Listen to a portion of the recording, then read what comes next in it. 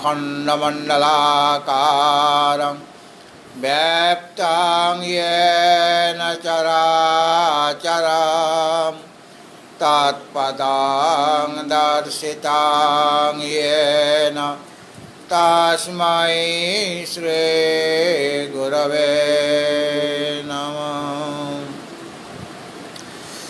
भगवत भक्तजन एवं आमार जननी और भगिनीगण, मंचे उपविष्ट स्वामीजी महाराज सकल के जानाय प्रीति शुभेच्छा एवं जय गुरु सम्भाषण।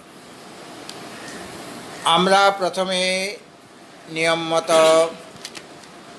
श्रीमद् भगवद गीतार कयेकटी श्लोक पाठ करब।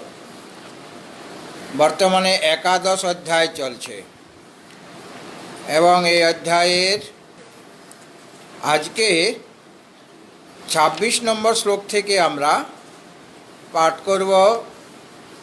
এই একাদশ অধ্যায়ের 15 থেকে 31 এই যে 17টি শ্লোক রয়েছে,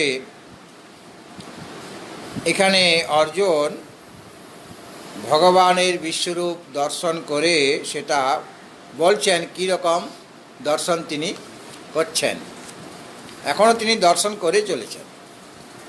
26 নম্বর শ্লোক। ওম নমো ভগবতে বাসুদেবায়।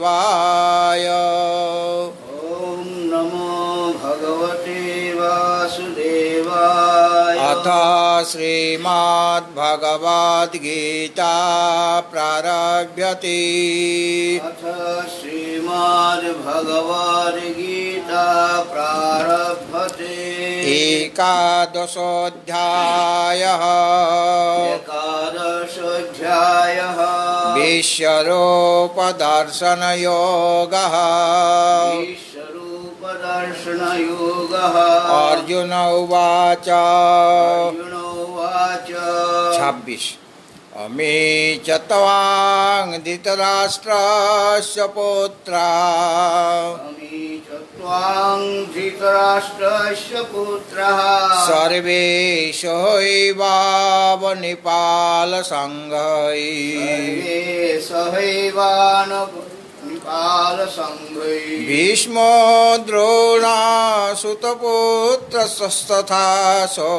भीष्मो द्रोणसुतपुत्रस्तथासौ।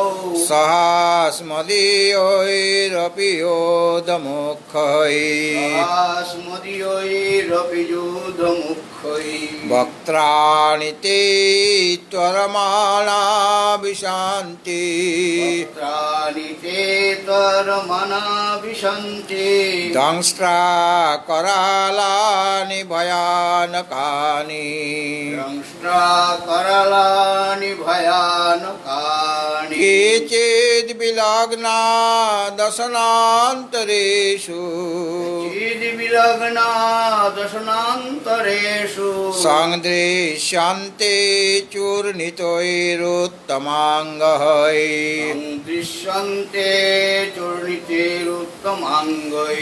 यथा नदीनां बहवोऽम्बुवेगाः। यथा नदीनां बहवोऽम्बुवेगाः। समुद्रमेवाभिमुखा द्रवन्ति। समुद्रमेवाभिमुखा द्रवन्ति। तथा तवामि नरलोकवीरा। तवामि नरलोकवीरा। विशान्ति वक्त्राण्यभिविज्ज्वलन्ति। विशन्ति वक्त्राण्यभिविज्वलन्ति। यथा प्रदीप्तां ज्वलनां पतङ्गाः। प्रदीप्तं ज्वलनं पतङ्गा। विशान्ति नाशाय समृद्धवेगाः। विशन्ति नाशाय समृद्धवेगाः।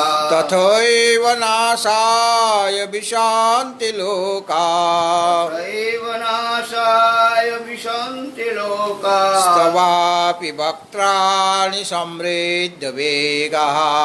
तवापि वक्त्राणि समृद्धवेगाः। समृद्धवेगः लेलीहसे ग्रसमानः समन्ताल् लीयसे ग्रसमान समन्तात् लोकान् समग्रान् वदनोर्जलद्भिः लोकान् समग्रान् वदनैर्जलद्भिः तेजो विरापूर्य जगत् समग्रा तेजोभिरापूर्य जगत् समग्रं भासास्तवोग्रः प्रतपन्ति विष्णो आशस्तवोग्रः पतपन्ति विष्णु आख्यायि मे को भवनोग्ररूपो आख्याहि मे को भवानुरुग्ररूप नमोऽस्तु ते देववर प्रसीद नमोऽस्तु ते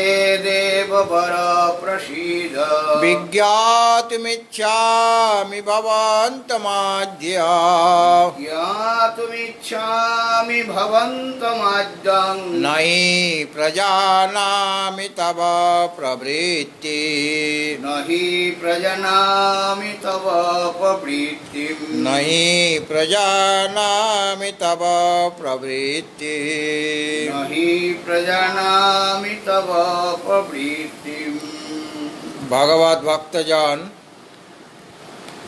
এই সায়ংকালীন সত্রে আমাদের গীতা প্রবচন মালার আলোচ্য বিষয় অষ্টম অধ্যায় অক্ষর ব্রহ্ম যোগ। প্রথম দুইটি শ্লোকে অর্জুন 7টি প্রশ্ন করেছেন। কিং তদ ব্রহ্ম কিমধ্যাত্মম কিং কর্ম পুরুষোত্তম অধিভূতং চ কিং প্रोक्तম অধিদৈবম কিমুচ্যতে অধিযজ্ঞ কথং কোত্র দেহেস্মিন মধুসূদন প্রয়াণ কালে চ কথাম জ্ঞেয়োষি নিয়তাত্মভি। এই দুটি শ্লোকে অর্জুনের প্রশ্ন আছে 7টি। প্রথম প্রশ্ন হল কিং তদ ব্রহ্ম, এবং সেখানে আরও প্রশ্ন করেছিল কিম অধ্যাত্মম এবং কিং কর্ম পুরুষোত্তম। 5টি প্রশ্ন আছে, তার মধ্যে প্রথম 3টি প্রশ্নের উত্তর ভগবান 3 নম্বর শ্লোকে দিয়েছেন। ভগবান কি বললেন?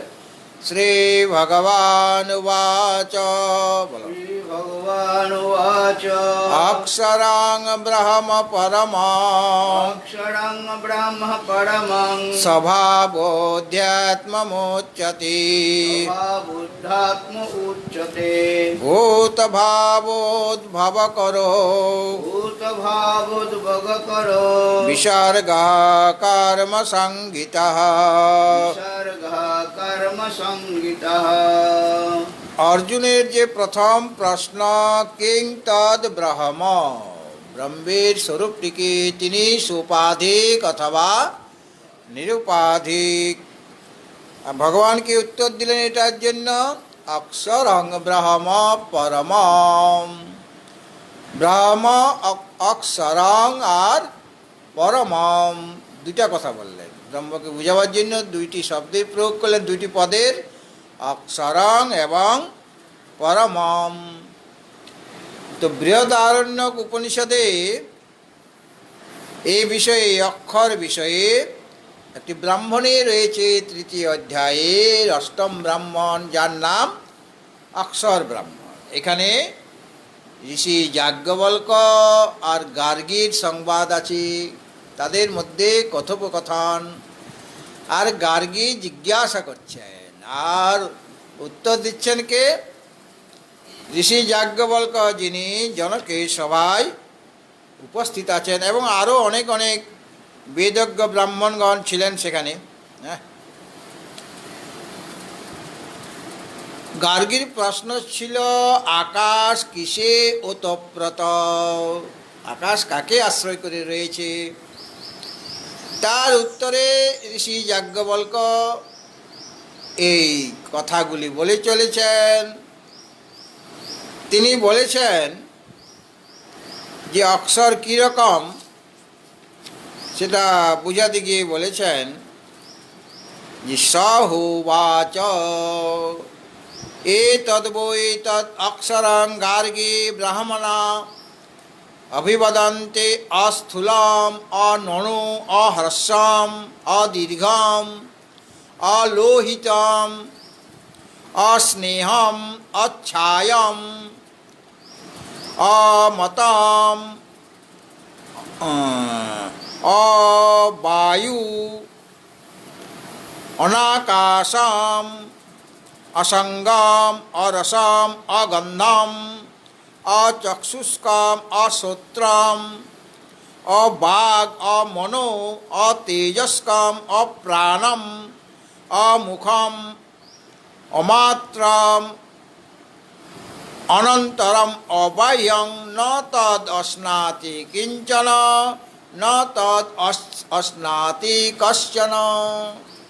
এই অক্ষর সম্পর্কে ঋষি যাজ্ঞবল্ক্য বললেন গার্গীকে যে হে গার্গী,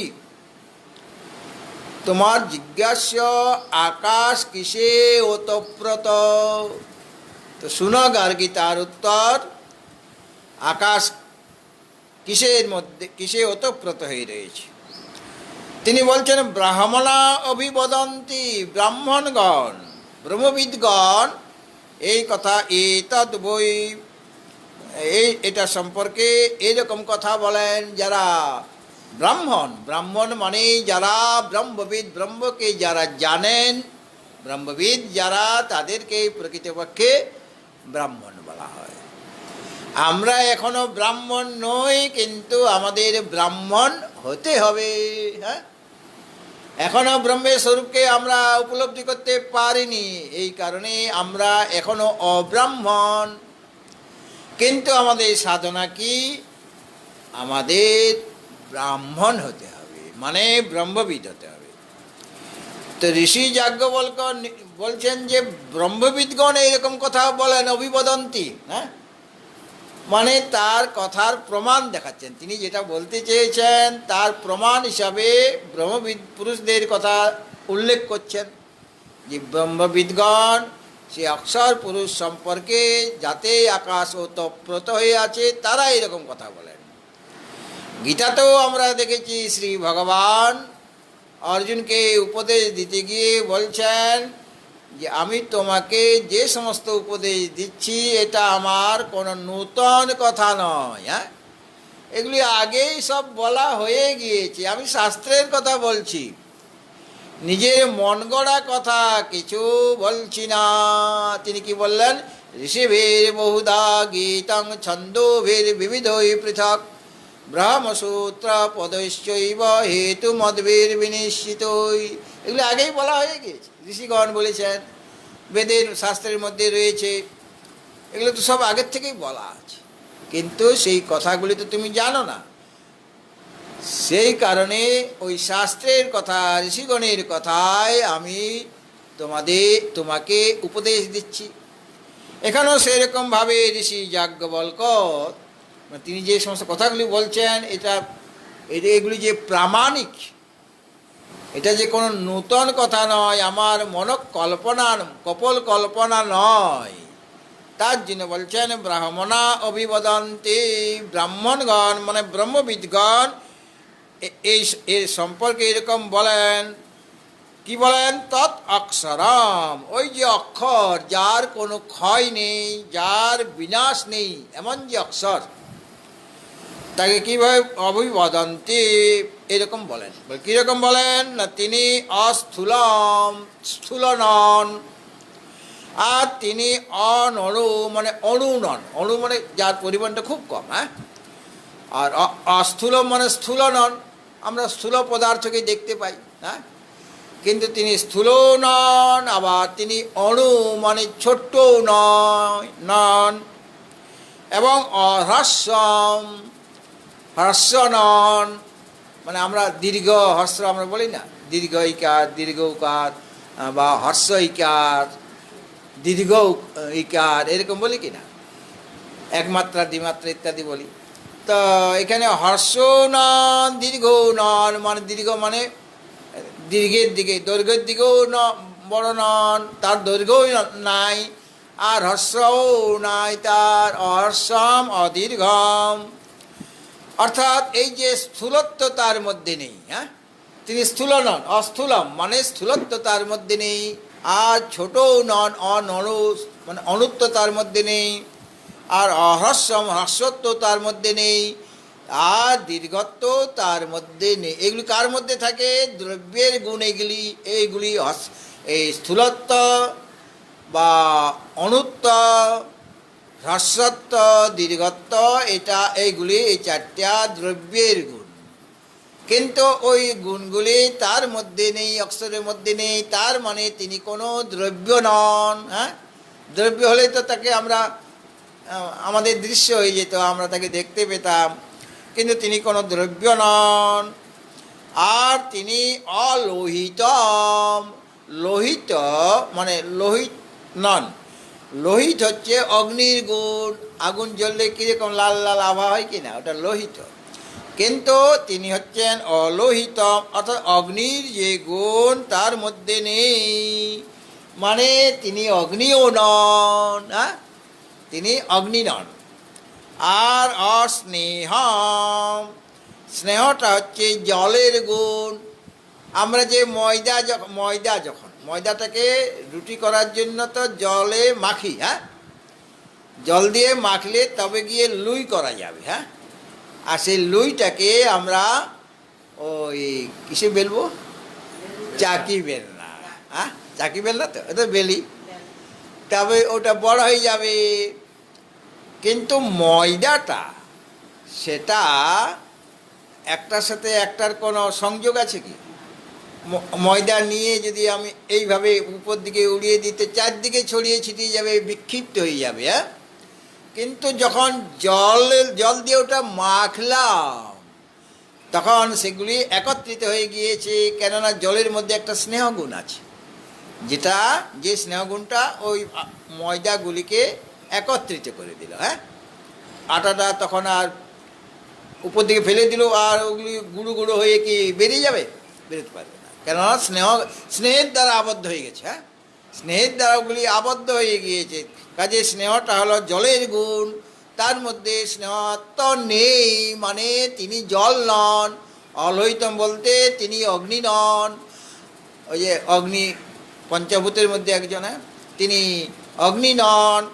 আর অস্নেহম বলতে জলের গুণ তার মধ্যে নেই, মানে তিনি জল নন। তারপরে বললেন অচ্ছায়াম, তার কোনো ছায়া নেই, তার কোনো ছায়া নেই। ছায়া যেমন আমাদের শরীরটা একটা ছায়া পড়ে, কিন্তু তার কোনো ছায়া নেই, মানে তার কোনো শরীরেই নাই, তো ছায়া পড়বে কেমন করে? হ্যাঁ, অচ্ছায়াম।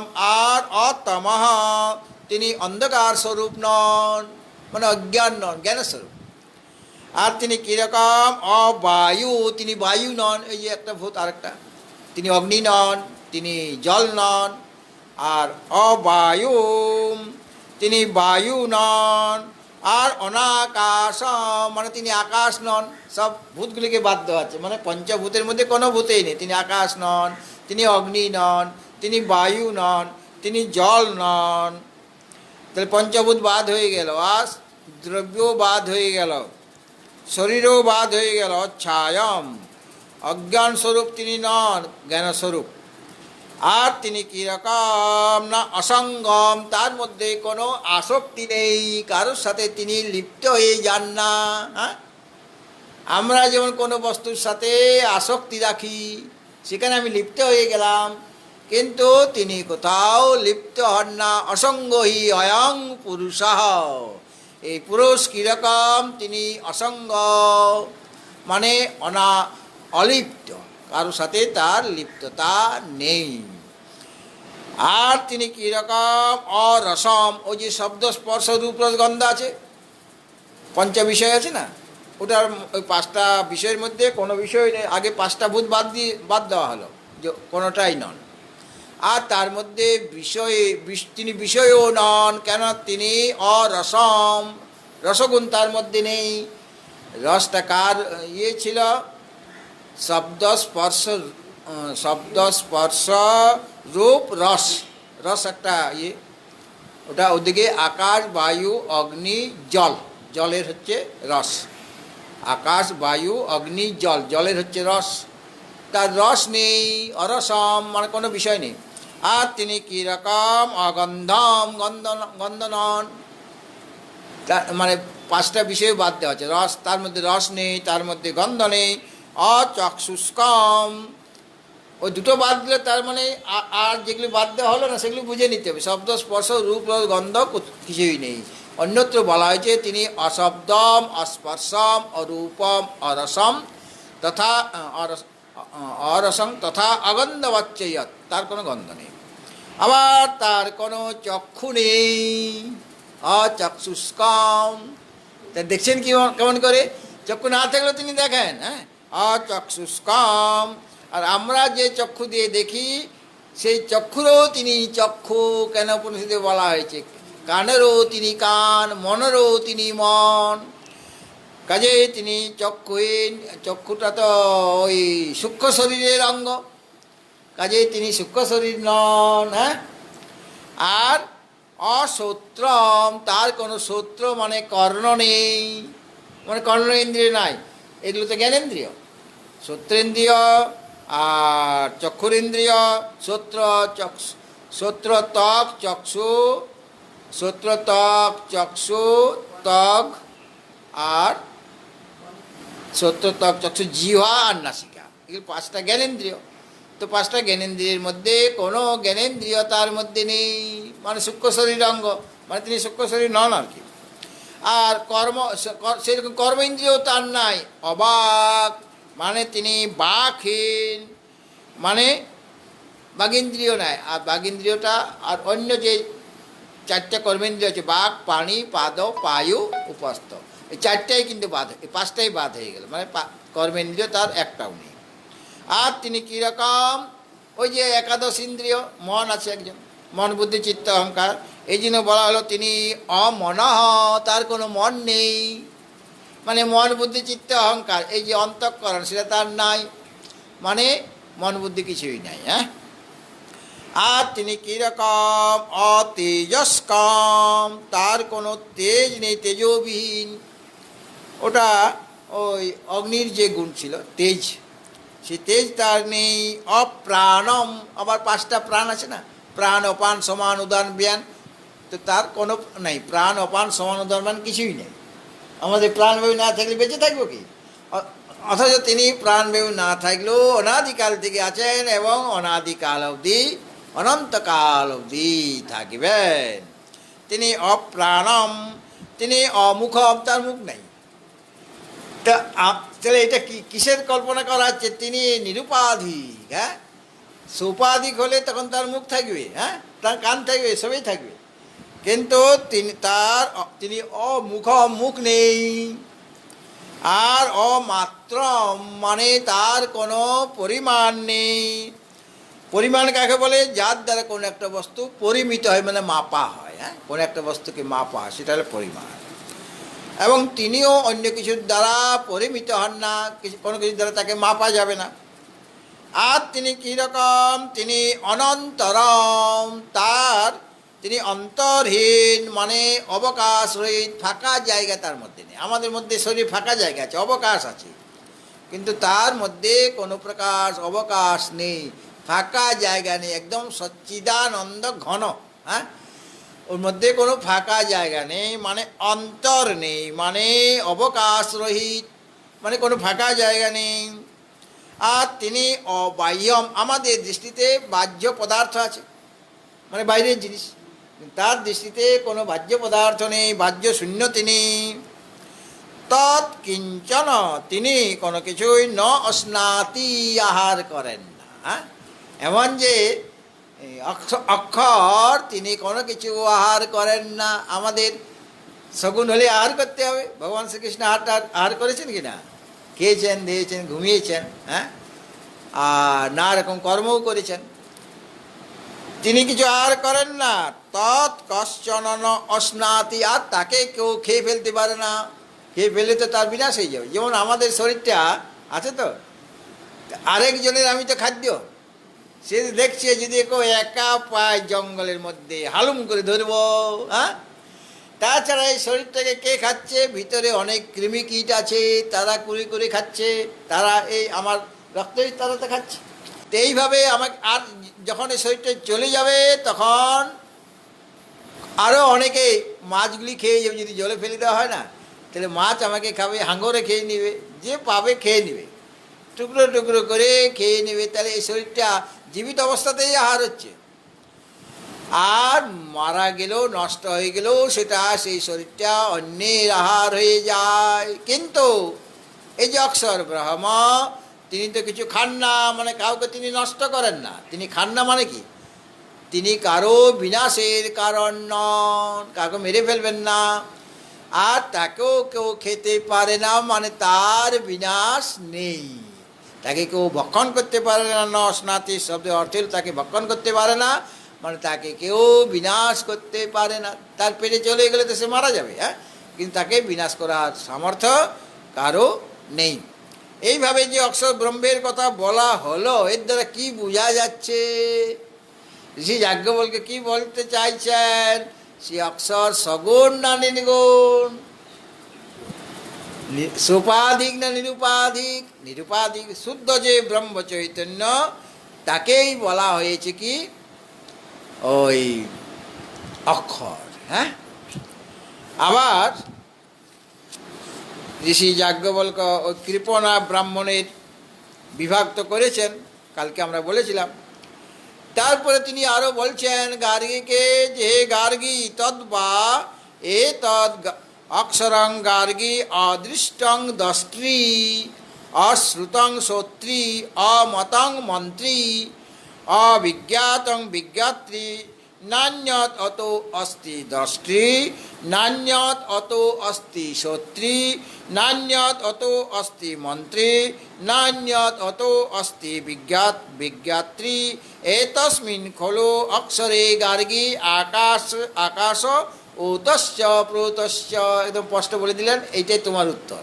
আকাশ কিসে ওতপ্রত? এইরকম অক্ষরে ওতপ্রত, যে অক্ষরের কথা এতক্ষণ ধরে ঋষি যাজ্ঞবল্ক্য বললেন। তিনি এখানে বললেন যে কেউ যদি মনে করেন যে যেমন অগ্নি, অগ্নি তো জড়, সে নিজে জড়। সে অচেতন অগ্নি যেমনভাবে প্রকাশবান, সে প্রকাশ দিচ্ছে, সে তাপ দিচ্ছে, সে প্রকাশ দিচ্ছে, কিন্তু অগ্নিতে জড়। অগ্নি জড় হলো, সে তাপ দেয়, সে প্রকাশ দেয়। তেমনি অক্ষর, সে যদি অচেতন হয়, তাহলে মানে জড় যদি হয়ে যায়, সেটা অচেতন হলেও স্বভাবতই সে শাসক হতে পারবে। অগ্নি যেমনভাবে তাপ দিচ্ছে, জড় হয়েও তাপ দিচ্ছে, প্রকাশ দিচ্ছে, সেরকম অক্ষর ব্রহ্ম তিনি অচেতন যদিও হয়, অচেতন হলেও তিনি তার স্বভাবত, যেমন অগ্নি স্বভাববশত তাপ এবং প্রকাশ দিচ্ছে, ঠিক সেরকমভাবে তোমার এই অক্ষর অচেতন হোক। তো অচেতন হলেও বলে শাসন করবে কেমন করে? বলে তাহলেও স্বভাববশত, স্বাভাবিকভাবে তিনি শাসক। এরকম যদি কেউ বলেন, তার উত্তর দিচ্ছেন যে না, তিনি একমাত্র চেতন, তিনি অচেতন নন, তিনি একমাত্র চেতন বস্তু, আর সব জড়। যাকে আমি চেতন বলে মনে করছি, ওগুলি অচেতন না, জড়। ব্রহ্মই একমাত্র সত্য, তিনি একমাত্র নিত্য, তিনি একমাত্র চেতন, আর বাকি সব মিথ্যা, অনিত্য, জড়, হ্যাঁ। কাজে সে অক্ষর ব্রহ্মই একমাত্র চেতন। কেন? সেটা তিনি যে একমাত্র চেতন, এই কথাটা বলার জন্য বলছেন, হে গার্গী, তদ্বৈ এতদ অক্ষর, ওই যে অক্ষর, যে অক্ষরের কথা আমি বলে চলেছি, সে অক্ষর কীরকম না অদৃষ্টম দ্রষ্ট্রী, তিনি অদৃষ্টম দ্রষ্ট্রী, অর্থাৎ তিনি অদৃষ্ট হলেও তিনি সকলের দ্রষ্টা। তিনি অদৃষ্ট হলেও সকলকে দেখছেন, হ্যাঁ, সাক্ষী তিনি। আর আর কি না, অশ্রুতম শ্রোত্রী, অশ্রুত হলেও তিনি শ্রোতা, একমাত্র শ্রোতা তিনি, হ্যাঁ। আর কীরকম, অমতং মন্ত্রী, অর্থাৎ তিনি মননের বিষয় না হলেও তিনি একমাত্র মন্তা, মানে মনন করেন।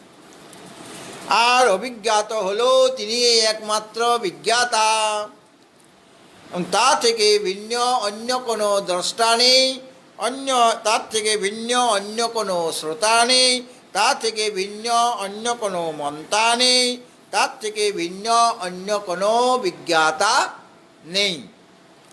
হে গার্গী, এরকম অক্ষরেই আকাশ ওতপ্রোত হয়ে রয়েছে, তিনি একমাত্র সাক্ষী, তিনি দ্রষ্টা। অর্থাৎ আমরা যা কিছু শুনছি কান দিয়ে, এই কানের শোনার ক্ষমতাটা কোত্থেকে এলো? যিনি কানকে সেই ক্ষমতা দিয়েছেন, শক্তি দিয়েছেন, হ্যাঁ। আবার চক্ষু যে রূপ দেখছে, সেই চক্ষু কার শক্তিতে শক্তিমান হয়ে রূপ গ্রহণ করছে? যিনি চক্ষুকে যিনি নিয়ন্ত্রণ করেন, শাসন করেন, হ্যাঁ। এই কথাটা এখানে বলা হলো। যিনি দৃষ্টি প্রভৃতির স্বরূপ, তিনি দৃষ্টি প্রভৃতির বিষয় হতে পারেন না, কাজে তিনি একমাত্র দ্রষ্টা, তিনি একমাত্র শ্রোতা, তিনি একমাত্র বিজ্ঞাতা, তিনি একমাত্র মন্তা। তারপরে বলছেন যে গার্গী তখন বলছেন, এখন এই মানে ঋষি যাজ্ঞবল্কে উত্তর দেওয়া সমাপ্ত হয়ে গেছে। গার্গী যা জিজ্ঞাসা করেছিলেন সেটা তিনি বলেছেন। এখন গার্গী কি বলছেন এটা শুনে, ঋষি যাজ্ঞবল্কের কথা শুনে গার্গী দেবী তিনি কি বলছেন, তার সম্পর্কে তিনি কি ভাবছেন সেটা বলছেন পরের মন্ত্রে। সাহুবাচ ব্রাহ্মণা ভগবন্তস্তদেব বহু মন্যেধ্যং যদ আসমান নমস্কারেণ মুচ্যেধ্যং ন বৈ জাতু যুষ্মাকম ইমং কশ্চিৎ অব্রহ্মদ্যং জেতা ইতি ততোহ বাচক প্রণবী উপরাম। গার্গী বলছেন এখন সা উবাচ, সা মানে গার্গী দেবী, তিনি ব্রাহ্মণদের বলছেন, অন্যান্য যে ব্রাহ্মণ সেই সভাতে উপস্থিত ছিলেন, যে ভগবন্ত ব্রাহ্মণা, হে ব্রাহ্মণগণ, যত নমস্কারেণ, যদি নমস্কারের দ্বারা, কাকে নমস্কার করবো? এই ঋষি যাজ্ঞবল্কে, যিনি আমার প্রশ্নের উত্তর দিয়েছেন, হ্যাঁ। যত নমস্কারেণ, যদি নমস্কারের দ্বারা, অস্মাৎ, এই যাজ্ঞবল্ক থেকে মুচ্যেধ্যং, আমরা মুক্ত হতে পারি, হ্যাঁ। তাছাড়া তিনি আমাদের বন্ধন করে রেখেছেন, হ্যাঁ, মানে তার অধীনে হয়ে আছি। তাকে যদি নমস্কার করি, মানে তাকে যদি শ্রদ্ধা জানাই, তার মধ্যে যদি অহংকার মানে চূর্ণ করি তার চরণে, তাহলে আমরা মুক্ত হব, হ্যাঁ। মানে তিনি যে ব্রহ্মবিদ, এই কথাটা বলতে চেয়েছেন গার্গী দেবী। তাহলে তৎএব বহু মন্যেধ্যং, এরকম যদি তাকে নমস্কারের দ্বারা, মানে যাজ্ঞবল্ককে নমস্কারের দ্বারা নমস্কার যদি করা হয়, তাহলে যাজ্ঞবল্কের হাত থেকে আমরা মুক্ত হতে পারব। এবং সেটাই বহু মন্যেধ্যম, যথেষ্ট মনে করবেন যে কেবলমাত্র নমস্কারের দ্বারাই আমরা মুক্ত হয়ে গেলাম, হ্যাঁ। ন বৈ জাতু अस्माकम इमं कश्चित् ब्रह्मोद्यं जेता इति, অর্থাৎ আমাদের মধ্যে কেউ এই যে ইনি ব্রহ্মবিদ পুরুষ, ইনি একে ব্রহ্মবাদে পরাস্ত করতে পারবে না। ইনি ব্রহ্মবিদ পুরুষ, এর এত জ্ঞান, এমনভাবে তার অনুভব হয়েছে, উপলব্ধি করেছেন যে আপনাদের মধ্যে কোনো ব্রাহ্মণেই, কোনো বেদজ্ঞ পুরুষে একে ব্রহ্মবাদে, মানে ব্রহ্ম বিষয়ক যে বাদ মানে কথন, আত্মতত্ত্বের যে আলোচনা, তাতে এনাকে পরাস্ত করতে পারবেন না। এইভাবে বাচক নবী, মানে ওই বাচক নবীর পুত্র আর কি, এই পুত্রী, তিনি বিরত হলেন, মানে তাকে ব্রহ্মবিদ এই আখ্যা দিলেন আর কি। এবং সে যে গোমাতাগুলি নিয়ে গিয়েছে এটা উনি ঠিক কাজেই করেছেন। ভগবত ভক্তজন, আমাদের ব্রহ্মসূত্র বলে একটি গ্রন্থ আছে, সেখানে একটি সূত্র আছে এই প্রথম অধ্যায়ে ৩য় পাদে। সেখানে বলা হয়েছে যে এই অক্ষর সম্পর্কে, যে অক্ষরম অম্বরান্ত ধৃতে, অর্থাৎ অক্ষর শব্দের দ্বারা কাকে বলা হয়েছে না ব্রহ্মকে সূচিত করা হয়েছে। কারণ অক্ষর শব্দের দ্বারা, এই অক্ষর শব্দের দ্বারা ব্রহ্মকেই বলা হয়েছে। অক্ষর মানে যেমন ওই উপনিষদে এখানে বলা হলো বৃহদারণ্যকে অক্ষর বলতে সেই নির্গুণ ব্রহ্ম, নিরুপাধিক ব্রহ্ম। সেরকমভাবে বেদান্ত সূত্র বা ব্রহ্মসূত্রে বলা হয়েছে অক্ষরম অম্বরান্ত ধৃতেহি। ব্রহ্মসূত্র কে রচনা করেছেন? ব্যাসদেব। হ্যাঁ, তিনি ব্রহ্মসূত্র মানে যেখানে উপনিষদ বাক্য সময়ের বিচার আছে। হ্যাঁ, উপনিষদ বাক্যের, বেদান্ত বাক্যের তাৎপর্য বর্ণনা করেছেন ওই ব্রহ্মসূত্রে। তো সূত্রটি হল অক্ষরম অম্বরান্ত ধৃতেহি, অর্থাৎ অক্ষর শব্দের দ্বারা ব্রহ্মকেই বলা হয়েছে। কেননা অম্বরান্ত, অম্বর মানে আকাশ। অম্বর শব্দের অর্থ কি? আকাশ। আকাশের এক নাম অম্বর। সে অম্বর পর্যন্ত, অর্থাৎ পৃথিবী থেকে আরম্ভ করে আকাশ, পৃথিবী, জল, বায়ু, অগ্নি, আকাশ, পাঁচটা ভূত আছে না? তো পৃথিবী থেকে আরম্ভ করে আকাশ পর্যন্ত যত দৃশ্যবর্গ রয়েছে সকলকে তিনি ধারণ করে রাখেন, সকলকে ধরে রেখেছেন অম্বরান্ত ধৃতে, অর্থাৎ এগুলিকে তিনি ধারণ করেছেন। হ্যাঁ, এই কারণে অক্ষর শব্দের অর্থ কি? ব্রহ্ম। হ্যাঁ, এখন আমাদের মনে একটা প্রশ্ন জাগে। গীতার মধ্যে আমরা পাই এই অষ্টম অধ্যায়ে কি পেয়েছি না ওং ইতি একাক্ষরং ব্রহ্ম ব্যাহরণ মাম অনুস্মরণ, এরকম একটা শ্লোক আছে না? কোথায় আছে? এই অষ্টম অধ্যায়ের 13 নম্বর শ্লোকটি দেখুন। হ্যাঁ, বার করেছেন 13 নম্বর শ্লোক। এখানে বলা হয়েছে মানে মৃত্যুকালে কিভাবে তাকে মৃত্যুবরণ করবে। অন্তকাল মানে প্রলয়কাল বা শেষ মুহূর্ত, মৃত্যুর শেষ সময়টা, তখন কিভাবে তোমাকে যেতে হবে, মানে শরীরটা ত্যাগ করতে হবে, সেই বিষয়ে ভগবান শুনিয়েছেন। ওম ইত্যেকাক্ষরং ব্রহ্ম ব্যাহরণ মাম অনুস্মরণ য় প্রয়াতি ত্যজন দেহং সয়াতি পরমাঙ্গতি।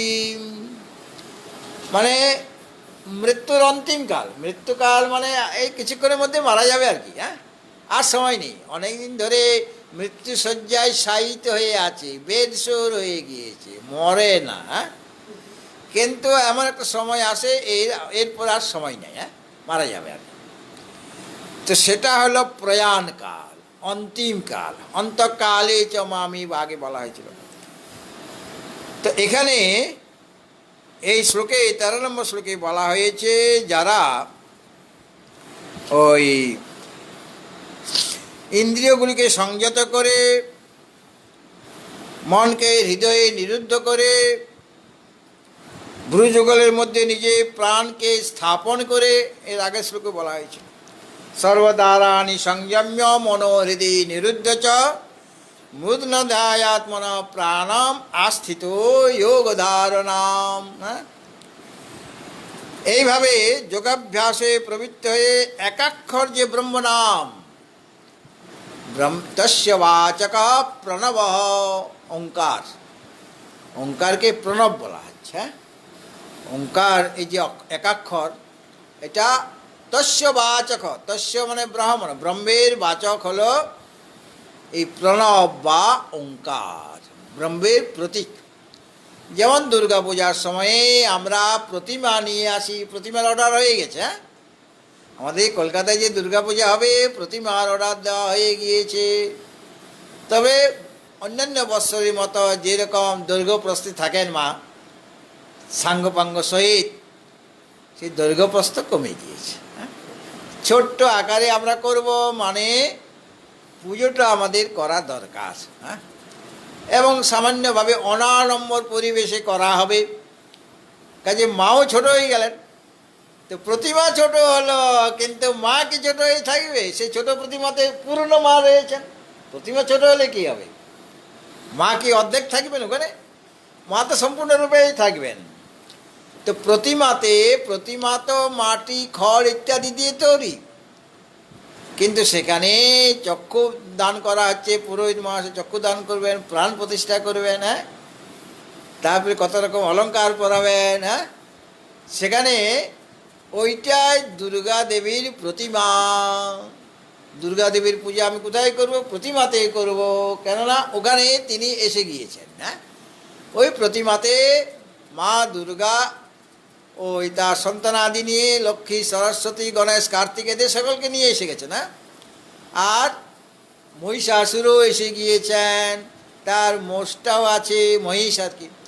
আর ওদিকে গণেশের পেঁচাও, গণেশের ইন্দুরও আছে, আর কার্তিকের ময়ূর আছে, লক্ষ্মীর পেঁচা, সরস্বতীর হাঁস, এরা সব এসে গেছে। হ্যাঁ, আবার শিব বাবা থাকলে তার সাপও আছে। হ্যাঁ, মানে কত রকম, মানে বৈচিত্র্যময় পরিবেশ নিয়ে আসছে। না, সব রকম জিনিস আছে।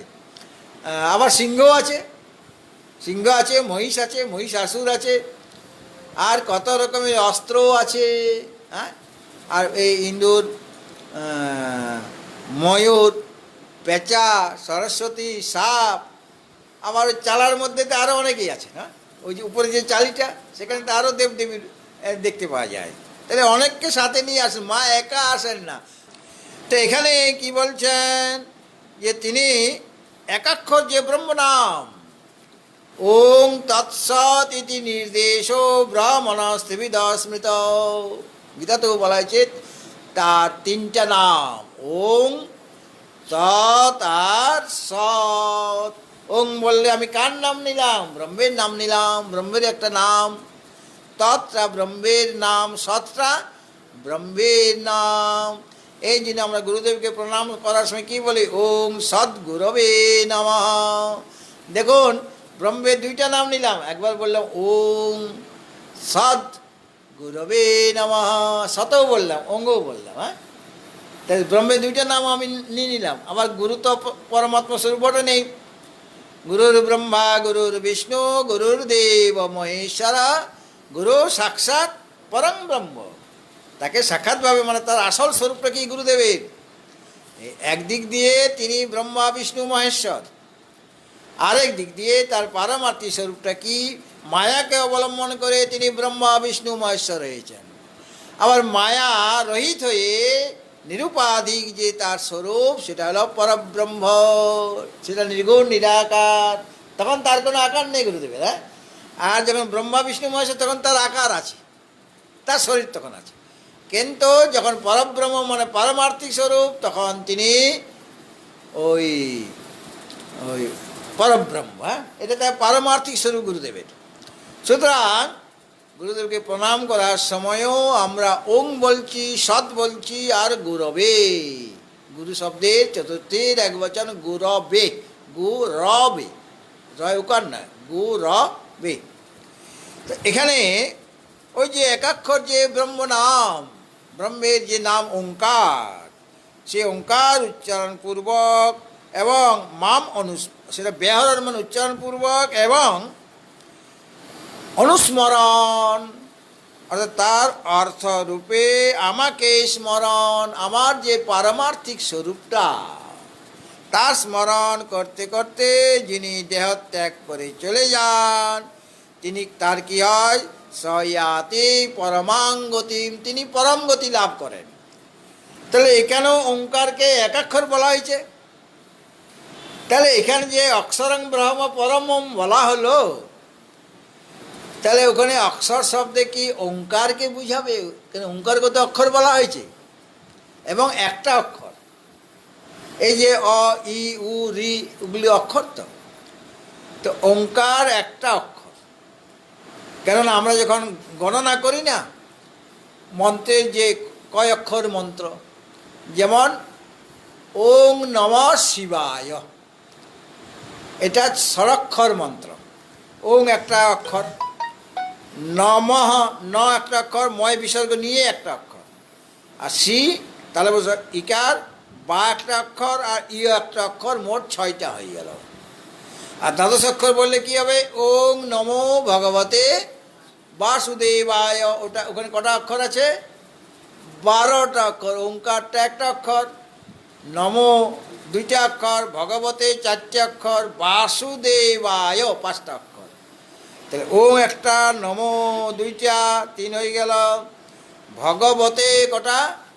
4টা, 3 4 7, আর বাসুদেবায় ওখানে 5টা আছে। বা একটা, সু একটা, দে একটা, বা একটা, ই একটা। তাহলে এইভাবে অক্ষর গণনা হয়। তাহলে ওঙ্কার যদিও এখানে অকার উকার মকার আছে, কিন্তু অক্ষর হিসাবে ওটাকে এক ধরা হবে। হ্যাঁ, তাহলে ওং হলো একাক্ষর মন্ত্র। তাহলে এই ওঙ্কারকেও তো এখানে অক্ষর বলা হলো, কেননা এখানে ভগবান কি বললেন? ওম ইতি একাক্ষরং ব্রহ্ম, এটা এক অক্ষর ব্রহ্ম নাম। হ্যাঁ, কাজেই তুমি যে উত্তরটা দিলে অষ্টম অধ্যায়ে অক্ষরং ব্রহ্ম পরমম, তাহলে এখানে অক্ষর বলতে ওঙ্কারকে ধরা হচ্ছে না কেন?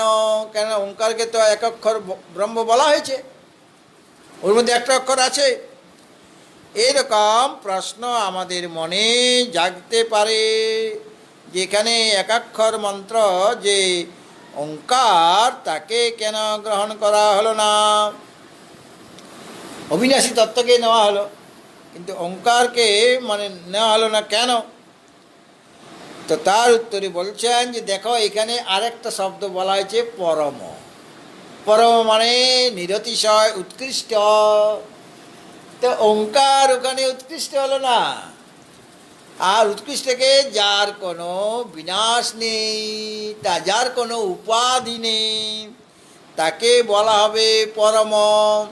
সুতরাং ওই একাক্ষর যে ওঙ্কার, সেটাকে গ্রহণ করা যাবে না। এখানে এই পরম এই বিশেষণটা দিয়ে দেওয়া আছে। কেবল অক্ষর বললে এই সংখ্যাটা আমাদের থাকতো, কিন্তু পরম পরমং বলা হয়েছে।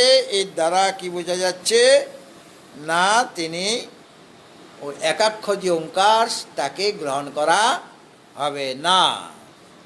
যাই হোক, তো আমাদের শ্রুতি এবং গীতাতে অক্ষর শব্দটা 3টা বিষয় বলা হয়েছে, 3টা বিষয়কে বোঝায়। কীরকম?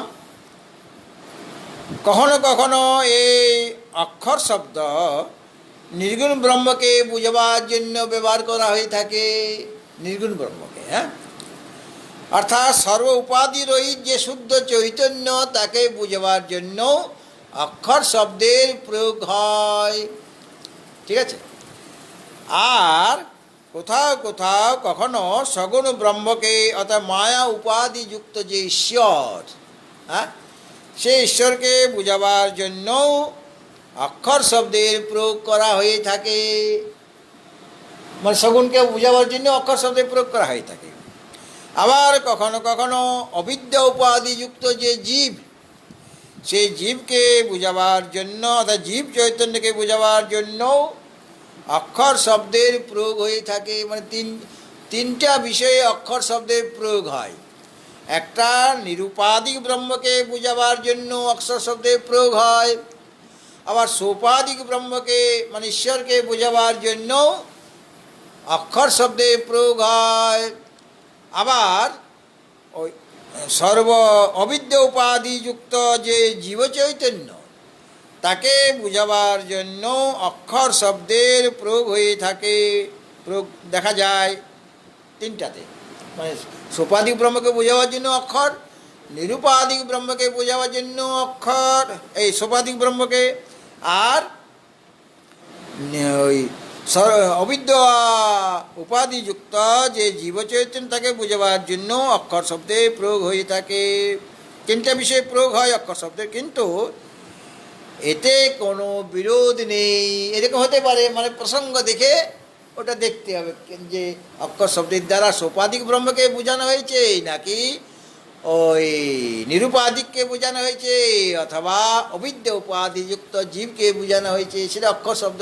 কারণ মায়াকেও অক্ষর বলা হয়, হ্যাঁ, তারও বিনাশ নেই। যতদিন না জ্ঞান হচ্ছে ততদিন মায়ার হাত থেকে রক্ষা নাই, মায়ার বিনাশ হবে না। এই জন্য মায়াকেও অনেক জায়গায় অক্ষর বলা হয়েছে। অতএব প্রসঙ্গ দেখে সেটা বুঝতে হবে। অক্ষর বলতে এখানে কি বলতে চেয়েছেন? নিরুপাধিক ব্রহ্মকে বলতে চেয়েছেন নাকি সগুণকে বলতে চেয়েছেন অথবা অবিদ্যা উপাধিযুক্ত জীব চৈতন্যকে বোঝাবার জন্য প্রয়োগ করা হয়েছে। সুতরাং এখানে একই শুদ্ধ চৈতন্য, অর্থাৎ যিনি সত্যম জ্ঞানম অনন্তম। শুদ্ধ চৈতন্য স্বরূপটা কি? তিনি সত্যম, তিনি জ্ঞানম, তিনি অনন্তম। শুদ্ধ চৈতন্য স্বরূপটি তিনি সত্যম মানে তিন কালে থাকেন, তিনি জ্ঞানম মানে জ্ঞানস্বরূপ চিৎস্বরূপ, আর তিনি কীরকম না অনন্তম, তার অন্ত নেই মানে বিনাশ নেই। তো তিনি সত্যম জ্ঞানম আর অনন্তম।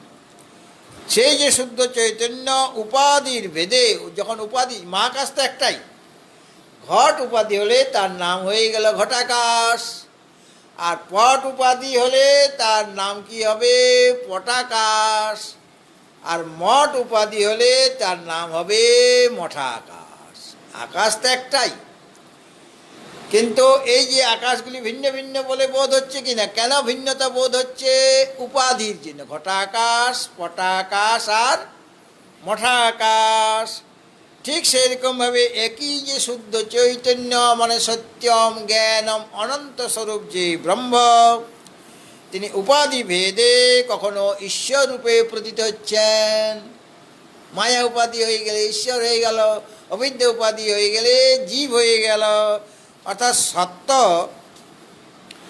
যে মায়া উপাধিযুক্ত হলে তিনি ঈশ্বর হচ্ছেন, আর অবিদ্যা উপাধিযুক্ত হলে সেই শুদ্ধ চৈতন্যই জীব হয়ে যাচ্ছেন। যেমন একই মহাকাশ কখনো ঘটাকাশ, কখনো বা পটাকাশ। উপাধি ভেদে ভিন্ন ভিন্ন নাম হচ্ছে, কিন্তু আসলে ঘটাকাশ আর পটাকাশ একই। উপাধি যদি ভেঙে দেওয়া হয়, ঘটাকাশের ঘট নাই, পটাকাশের পট নাই, তাহলে কী হলো? ঘটাকাশটা মহাকাশ হয়ে গেল আর পটাকাশটাও মহাকাশ হয়ে গেল। তখন দুটো মহাকাশ এক হবে কি না? উপাধির জন্যই আলাদা বলে মনে হচ্ছিল মাত্র। হ্যাঁ, উপাধি ভঙ্গ হয়ে গেলে তখন সব এক হয়ে যাবে। সুতরাং উপাধি ভেদে সেই শুদ্ধ চৈতন্য উপাধি ভেদে কখনো ঈশ্বর সাজেন, কখনো বা তাকে জীব রূপে মনে করা হয়। বস্তুতপক্ষে যিনি নিত্য, যিনি অবিকারী, কে? এই যে শুদ্ধ চৈতন্য, তিনি নিত্য, তিনি অবিকারী, কোনো প্রকার বিকার নেই। 6 প্রকার বিকারের মধ্যে কোনো প্রকার বিকার নেই। এই জন্য সমস্ত অবস্থাতে তিনি সেই ব্রহ্ম একই আছেন, তাতে কোনো বিকার নাই, কারণ তিনি তো নিত্য। অজ নিত্য শাশ্বত অয়ং পুরাণ। এই জন্য উপাধিযুক্ত হলেও তাকে অক্ষর বলতে কোনো আপত্তি নাই। যেমন একই মহাকাশকে ঘটাকাশ বলতে তো আপত্তি নেই। কেন? ওই ঘট উপাধি আছে বলে ঘটাকাশ বলছি। তাকে পটাকাশ বলতেও আপত্তি নাই, কেননা এখন উপাধি পট হয়ে গেছে, আকাশ তো একটাই। সেরকমভাবে মায়া উপাধি হলে ঈশ্বর আর অবিদ্যা উপাধি হলে জীব হয়ে যাবে, সে একই শুদ্ধ চৈতন্যই। কাজে কোনো প্রকার বিরোধ এখানে নেই। সুতরাং আর মহাকাশ তার যে অসীম অনন্ত, ওটাই হলো তার আসল স্বরূপ। ঘটাকাশ পটাকাশটা তার আসল স্বরূপ নয়, ওটা তো উপাধিযুক্ত স্বরূপ, ওটা তো তার আসল স্বরূপ নয়। ঘটাকাশ যখন সীমিত হয়ে গেছে আকাশটা, পটাকাশও সীমিত হয়ে গেছে, কিন্তু মহাকাশে তো অনন্ত সীম, ওইটাই তার আসল স্বরূপ। সেই রকমভাবে এই ব্রহ্মের বা অক্ষরের পারমার্থিক স্বরূপটা কি না? তিনি নির্গুণ সত্তা। এই নির্গুণ সত্তাটা হচ্ছে ব্রহ্মের বা পরমাত্মার পারমার্থিক স্বরূপ। আর উপাধিযুক্ত যখন হয়ে গেল ওটা তো উপাধিযুক্ত স্বরূপ, শুদ্ধ স্বরূপ ওটা নয়। এই জন্য ঈশ্বর বা জীব থেকে ব্রহ্মকে পৃথক মানে উত্তম বলার জন্য শ্রী ভগবান এই অক্ষরের বিশেষণ কি দিয়ে দিলেন? পরম। অর্থাৎ তিনি ঈশ্বরও নন, মানে সোপাধিকও নন, তিনি জীবও নন। মানে এই এই এই যে মায়া উপাধি হয়ে গেলে ঈশ্বর, আর অবিদ্যা উপাধি হয়ে গেলে জীব, ও দুটার থেকে তিনি ভিন্ন।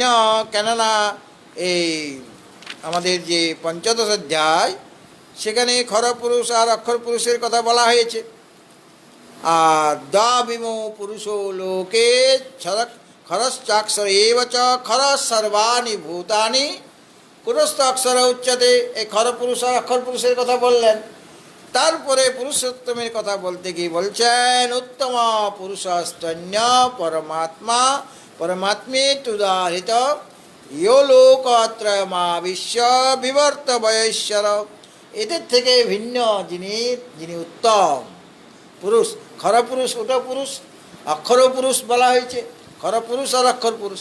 এই দুই পুরুষ থেকে যিনি শ্রেষ্ঠ তিনি হলেন পুরুষোত্তম, তিনি হলেন নিরুপাধিক। হ্যাঁ, সেখানে কোনো উপাধি নেই।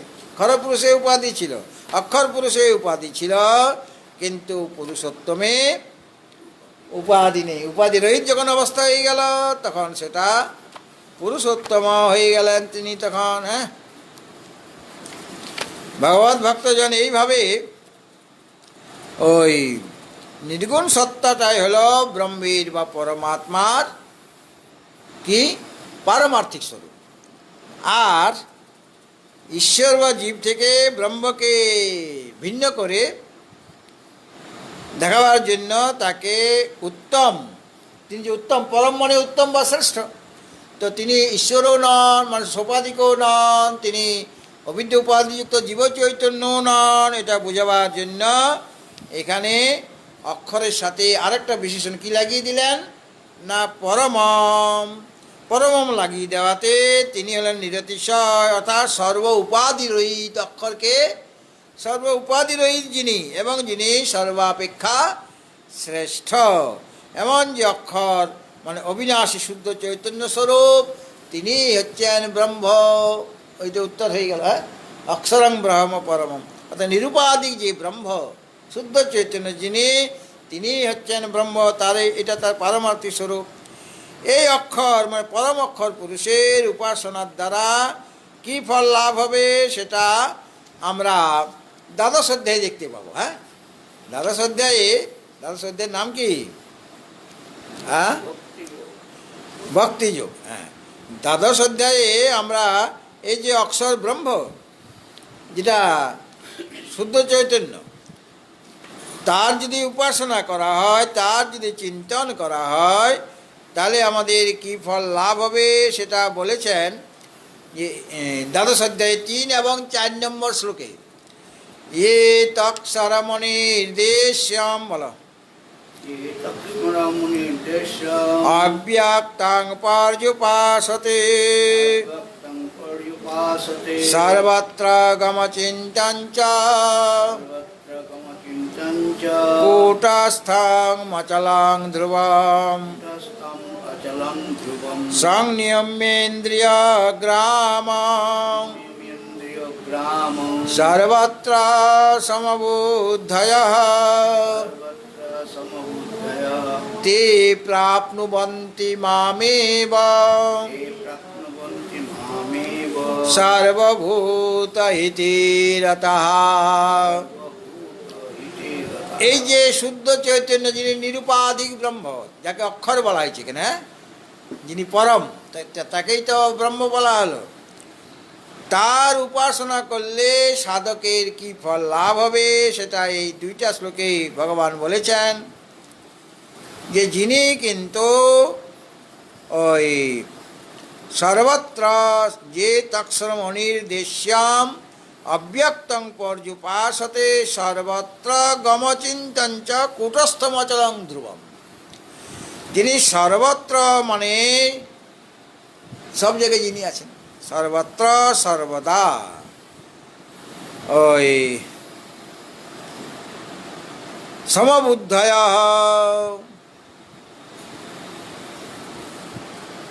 যে তক্ষ অনির্দেশ্যম অব্যক্তং পর্যুপাসতে সর্বত্র গমচিত।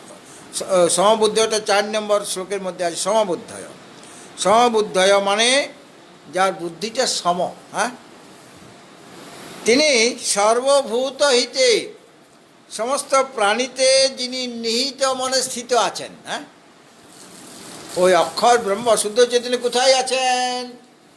সমস্ত প্রাণীর মধ্যে তিনি হিত মানে নিহিত মানে স্থিত, হিত মানে স্থিত, অর্থাৎ সমস্ত প্রাণীর মধ্যে যিনি হিত মানে স্থিত হয়ে আছেন, তাতে যিনি রত মানে নিযুক্ত। হ্যাঁ, অর্থাৎ যে সমবুদ্ধি সম্পন্ন পুরুষ বা সাধক, যিনি সমস্ত প্রাণীর হৃদয়ে নিবাস যিনি করছেন, তাতেই রত হয়ে আছেন, মানে তার চিন্তাতেই মগ্ন হয়ে আছেন।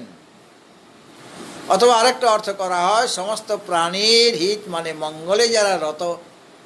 কেন সমস্ত প্রাণী কে? তিনি এই সমস্ত প্রাণী হয়েছেন, তাই তাদের মঙ্গল করলে মঙ্গলে রত যারা থাকেন। হ্যাঁ, অথবা সমস্ত প্রাণীর মধ্যে যে শুদ্ধ চৈতন্য বিরাজিত হয়ে আছেন এবং যিনি ইন্দ্রিয় গ্রামং সংনিয়ম্য, ইন্দ্রিয় গ্রামং মানে ইন্দ্রিয় সমূহকে, যত ইন্দ্রিয় আছে আর কি, পঞ্চ জ্ঞানেন্দ্রিয়, পঞ্চ কর্মেন্দ্রিয়, মন বুদ্ধি চিত্ত অহংকার, 14টা ইন্দ্রিয় ধরুন। হ্যাঁ, বা অন্তঃকরণকে যদি এক ধরি তাহলে একাদশ ইন্দ্রিয়। এই সমস্ত ইন্দ্রিয়গুলিকে সংযত করে অনির্দেশ্যম, যিনি অনির্দেশ্য মানে কোনো শব্দের দ্বারা, কোনো বাক্যের দ্বারা, কোনো বাণীর দ্বারা যাকে নির্দেশ করা যায় না, বলা যায় না। হ্যাঁ, কোনো শব্দের দ্বারা যাকে বলা যায় না, কোনো বাক্যের দ্বারা যাকে, মানে ইনি এইরকমই ইতি ইতি রূপে, মানে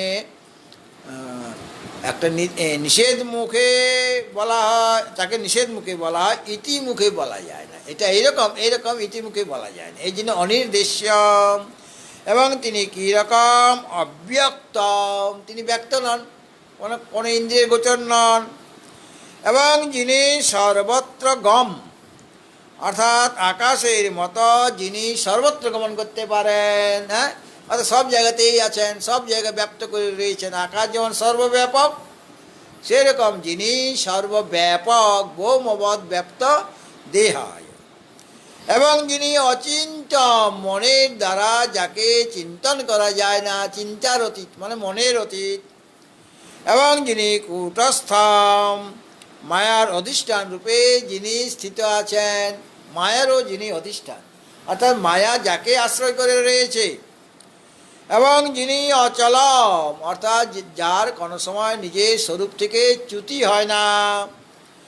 এবং যিনি ধ্রুবম মানে শাশ্বত, যিনি অক্ষরম মানে নির্গুণ যে ব্রহ্ম, তার যারা উপাসতে, অর্থাৎ তার যারা সর্বতভাবে উপাসনা করেন, তে মাম এব প্রাপ্নুবন্তি, তারা আমাকেই লাভ করেন। এটাই হলো ফল। হ্যাঁ, তারা কাকে লাভ করেন? তে মাম এব প্রাপ্নুবন্তি, তারা আমাকেই লাভ করেন, অর্থাৎ আমার যে পারমার্থিক স্বরূপ, অর্থাৎ নির্গুণ নিরাকার যে স্বরূপ, শুদ্ধ চৈতন্য স্বরূপ, তাকে তিনি লাভ করবেন। আর তাকে লাভ করা মানে কি? আর জন্ম হবে, অর্থাৎ নিজের স্বরূপে প্রতিষ্ঠিত হয়ে যাওয়াটাই হলো তাকে লাভ করা। সুতরাং ওই যে অক্ষর ব্রহ্ম, যাকে নিরুপাধিক বলা হয়েছে, ওইটাই যার পারমার্থিক স্বরূপ। আর যেটা উপাধিক স্বরূপ যেটা, সেটা ঈশ্বর বা জীব। কিন্তু যদি ওই নির্গুণ নিরুপাধিকের যদি উপাসনা করা হয়, তার যদি চিন্তন করা হয়, তাহলে অবশেষে তিনি তে প্রাপ্নুবন্তি মামেব, আমাকেই লাভ করে, অর্থাৎ আমার যে পারমার্থিক স্বরূপ, অর্থাৎ সত্যম জ্ঞানম অনন্ত স্বরূপ, অথবা সচ্চিদানন্দ স্বরূপ, অথবা নিত্য শুদ্ধ বুদ্ধ মুক্ত স্বভাব, এটা যে আমার স্বরূপ, সেই স্বরূপটিকেই তারা লাভ করেন। আর সেই স্বরূপটাকে লাভ করা মানে আমি নিজের স্বরূপে স্থিত হয়ে গেলাম। তখন আমি বুঝতে পারবো যে তিনিও যা, আমিও তাই। হনুমান বলেছিলেন না, দেহ বুদ্ধিয়া তু দাসোহম, হনুমান তার নিজের পরিচয় দিচ্ছেন আর কি। দেহ বুদ্ধিয়া তু দাসোহম জীব বুদ্ধিয়া তদংশকম বস্তুগত্যা তদেবাহম ইতি মে নিশ্চিতা মতে। দেহ বুদ্ধি যখন থাকে আমার, তখন তুমি প্রভু আর আমি তোমার দাস। আর জীব বুদ্ধিয়া, যখন জীববুদ্ধি থাকে তখন তুমি পূর্ণ আর আমি তোমার অংশ, অংশাংশী ভাব। যেমন ঘটাকাশ আর মহাকাশ অংশাংশী ভাব আছে, সেরকম জীব আর ব্রহ্মের মধ্যে সম্পর্কটা কি? ওই অংশাংশ। তিনি অংশী মানে পূর্ণ, আর আমি তার অংশ। মমৈবাংশ জীবলোকে জীবভূতা সনাতনা মনসষ্ঠান ইন্দ্রিয়াণি প্রকৃতি স্থানী কর্ষিতে আছে না। আর তিনি ওই আমাকে লাভ করেন, আমার যে সত্যম জ্ঞান অনন্তম স্বরূপ, আমার যে পারমার্থিক, সেটা এখানে মামেব মানে আমাকেই লাভ করেন, মানে আমিকে, আমার যেটা পারমার্থিক স্বরূপ সেটাকে লাভ করেন। আর এটাকে লাভ করলে কি হবে? তখনই তার পরম শান্তি আসবে। তমেব শরণং গচ্ছ সর্বভাবেন ভারত তৎপ্রসাদাৎ পরাং শান্তি স্থানং শাশ্বত স্থানং প্রাপ্স্যসি শাশ্বত। তার কৃপাতে কি হবে? পরম শান্তি লাভ হবে। তৎপ্রসাদাৎ পরাং শান্তি, এটা পরা শান্তি বলে, যে শান্তি লাভ করলে আর অশান্তি কোনো সময় আমাদের গ্রাস করতে পারবে না। আর যাকে লাভ করলে ওই শাশ্বতং স্থানং প্রাপ্স্যসি, স্থানং প্রাপ্স্যসি শাশ্বত, অর্থাৎ শাশ্বত স্থান লাভ হবে। শাশ্বত স্থান মানে যেখানে, যে স্থান লাভ করলে আর সেখান থেকে হটতে হবে না। আমরা যে এখন পৃথিবী লোকে এসেছি, আমাদের চলে যেতে হবে কি না? সবসময় এখানে পৃথিবীতে থাকতে পারবো? এই শরীর নিয়ে থাকতে পারবো না, আমাদের বিদায় হতে হবে, আবার আসতে হবে, আবার বিদায় হতে হবে। এইভাবে কখন আমাকে অভ্যর্থনা করা হচ্ছে। আমার যখন জন্ম হলো, কত লোকে অভ্যর্থনা করলো, শঙ্করধ্বনি হলো। হ্যাঁ, কত এ বলছে ওর নাম টিঙ্কি রাখা হোক, কেউ বললে পিঙ্কি রাখা হোক, কেউ বললে এটা রবিবার হয়েছে এর নাম রবি, গুরুবারে হলে এর নাম গুরুপ্রসাদ। হ্যাঁ, এরকম নামকরণ।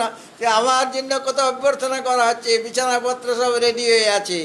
আর যখন যাব তখন খই ছিটাতে ছিটাতে যাবে, বিদায় সম্ভাষণ করবে। হ্যাঁ, ওই লাজ দিয়ে, লাজ মানে সারা জীবন তো আমি লজ্জা পাই নাই, যা পারিছি করেছি। এখন লাজ দেওয়া হচ্ছে, লাজ মানে খই, খই ছাড়া নয় না। তো আমাকে লাজ দিয়ে বিদায় সম্ভাষণ জানতে বলে, তুমি অনেক দিন ছিলে এখানে, ঠিক আছে, অনেক কষ্ট আমাদের দিয়েছো, যাওয়ার সময় অনেক কষ্ট দিয়ে গেছো। হ্যাঁ, আর বা যারা ভালো লোক তাদের জন্য তুমি অনেক আমাদের কল্যাণ করেছিলে। এখন তুমি চলে যাচ্ছ, বিদায় সম্ভাষণ। তো অভ্যর্থনার বিদায় বারবার আমরা পাচ্ছি, কিন্তু তাকে জানলে আর অভ্যর্থনাও করবে না, আর বিদায় সম্ভাষণও করবে না। কেননা বিদায় আর অভ্যর্থনা বিদায়ের অতীত হয়ে যাব। কেননা তখন আমাকে অভ্যর্থনা করার জন্য কেউ থাকবে না, আর বিদায় দেওয়ার জন্য কেউ থাকবে না। কেন? তখন তো আমি একা, একম এব অদ্বিতীয়ম তত্ত্বে প্রতিষ্ঠিত হয়েছি। তো ওটাই হলো তার ফল। ভগবত ভক্তজন প্রথম প্রশ্নের উত্তর ভগবান এইভাবে দিলেন। আগামীকাল থেকে দ্বিতীয় যে প্রশ্ন, দ্বিতীয় প্রশ্ন কি ছিল? অধ্যাত্ম কাকে বলে, কিম অধ্যাত্ম আর কিং কর্ম? এই প্রশ্নের উত্তর আপনারা আগামীকাল পাবেন। আজকের যে সায়ংকালীন সত্র গীতা প্রবচন মালা এখানে সম্পূর্ণ হচ্ছে। এরপর আমাদের গীতা মায়ের আরতি হবে। হরি ওম তৎসৎ পরমাত্মনে নমঃ।